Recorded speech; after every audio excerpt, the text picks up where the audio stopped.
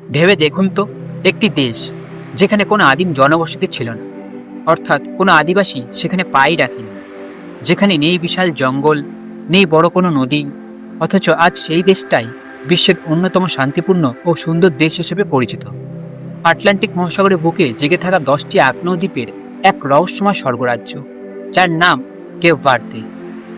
আগ্নেয়গিরি লাভা থেকে জন্ম নেওয়া এই দেশটি আজ পর্যটকদের জন্য এক স্বর্গে পরিণত হয়েছে।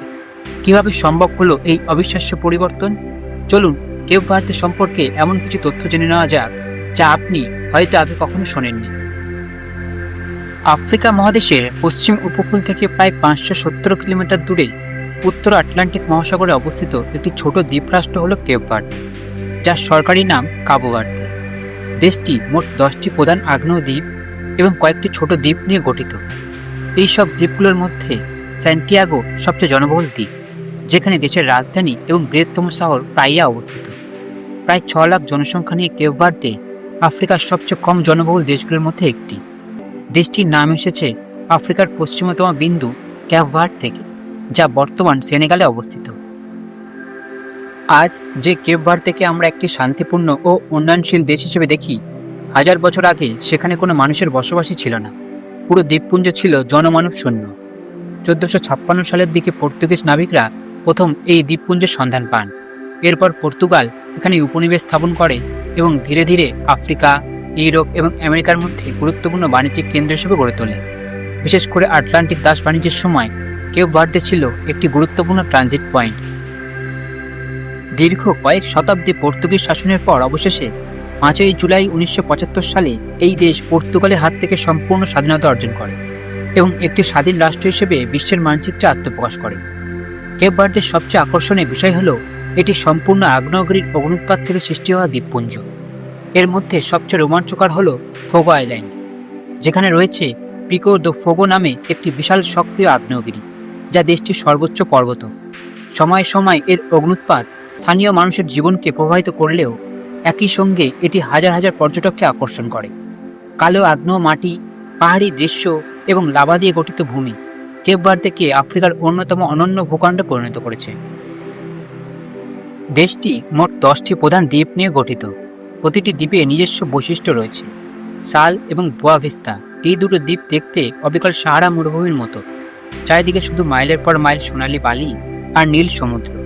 অথচ এর ঠিক উল্টো দিকে রয়েছে সান্তো আন্তাও, যা ঘন সবুজ পাহাড় আর গভীর গিরিখাতে ভরা। ট্রেকিং প্রেমীদের জন্য এটা এক স্বর্গ। অর্থনৈতিকভাবে এদের কোনো খনিজ তেল, সোনা কিংবা হীরের খনি নেই, অথচ শুধুমাত্র পর্যটন শিল্প এবং বিদেশের মাটিতে থাকা কেপ ভার্দিয়ানদের পাঠানো টাকা বা রিমিটেন্সের ওপর ভর করেই এরা আজ একটি মধ্যম আয়ের দেশে পরিণত হয়েছে।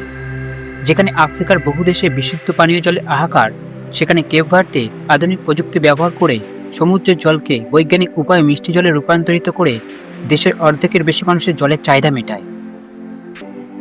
তবে উপর থেকে দেখতে যতটা সুন্দর আর শান্ত মনে হয়, কেপ ভার্দের জীবন কিন্তু ততটা সহজ নয়। এই দেশের সবচেয়ে বড় চ্যালেঞ্জ হলো খরা এবং শুষ্ক আবহাওয়া। বছরের পর বছর এখানে ঠিকমতো বৃষ্টিপাত হয় না। রুক্ষ আগ্নেয় মাটি হওয়ার কারণে মাত্র 10 থেকে 11% জমিতে চাষবাস করা সম্ভব হয়। ফলে দেশের প্রয়োজনীয় প্রায় 80% খাবার এদের বিদেশ থেকে আমদানি করতে হয়। আরেকটি বড় সমস্যা হলো জলবায়ু পরিবর্তন। দ্বীপরাষ্ট্র হওয়ায় সমুদ্রের জলস্তর বৃদ্ধি এবং গ্লোবাল ওয়ার্মিংয়ের কারণে এদের অস্তিত্ব আজ হুমকির মুখে। এই প্রাকৃতিক প্রতিকূলতার কারণেই এই দেশের একটা বিশাল অংশের মানুষ দেশ ছেড়ে চলে গেছেন। আপনাকে একটা চমকে দেওয়ার মতো তথ্য দিই, কেপ ভার্দে দেশের ভেতরে যত মানুষ বাস করে, তার চেয়ে অনেক বেশি কেপ ভার্দিয়ান মানুষ বাস করেন আমেরিকা ও ইউরোপের বিভিন্ন দেশে। একটি দেশের আসল পরিচয় শুধু তার পাহাড়, সমুদ্র বা ভবন নয়, বরং সেই দেশের মানুষ, তাদের ভাষা, সংস্কৃতি আর জীবনযাত্রা। আর এই দিক থেকে কেপ ভার্দে সত্যি অসাধারণ। কেপ ভার্দের জনসংখ্যা কম হলেও এখানকার মানুষ অত্যন্ত বন্ধুসুলভ, অতিথিপরায়ণ এবং শান্তিপ্রিয়। আফ্রিকান ও পর্তুগিজ সংস্কৃতির মিশ্রণে গড়ে উঠেছে তাদের নিজস্ব পরিচয়। যদিও সরকারি ভাষা পর্তুগিজ, তবে দৈনন্দিন জীবনে অধিকাংশ মানুষ কেপ ভার্দিয়ান ক্রেওল ভাষায় কথা বলে। দেশটি সবচেয়ে বেশি বিনিয়োগ করেছে তাদের শিক্ষাক্ষেত্রে। স্বাধীনতার পর থেকেই সরকার শিক্ষাকেই সর্বোচ্চ অগ্রাধিকার দিয়ে আসছে। এখানকার সাক্ষরতার হার 90%-এর বেশি, যা পুরো আফ্রিকার মধ্যে এক অনন্য রেকর্ড। একটি ছোট দ্বীপরাষ্ট্র হওয়া সত্ত্বেও তারা বুঝতে পেরেছিল ভবিষ্যৎ গড়ার জন্য সবার আগে প্রয়োজন দক্ষ মানুষ গড়ে তোলা। তাই তারা শিক্ষা, পর্যটন এবং আন্তর্জাতিক সহযোগিতার উপর বিশেষ গুরুত্ব দিয়েছে। আজ কেপ ভার্দে প্রমাণ করেছে উন্নয়নের ক্ষেত্রে দেশের আয়তনের চেয়ে সঠিক পরিকল্পনাই বেশি গুরুত্বপূর্ণ। তো বন্ধুরা, এই ছিল আটলান্টিক মহাসাগরের বুকে লুকিয়ে থাকা অসাধারণ দ্বীপরাষ্ট্র কেপ ভার্দে সম্পর্কে কিছু অবাক করা তথ্য। কেপ ভার্দের এই অজানা গল্পটি আপনাদের কেমন লাগলো এবং পরবর্তী ভিডিওতে কোন দেশ সম্পর্কে জানতে চান কমেন্ট করে অবশ্যই জানান। আবারও আসছি আরেকটি অজানা দেশের অবিশ্বাস্য গল্প নিয়ে। ততক্ষণ পর্যন্ত ভালো থাকুন, সুস্থ থাকুন। ধন্যবাদ।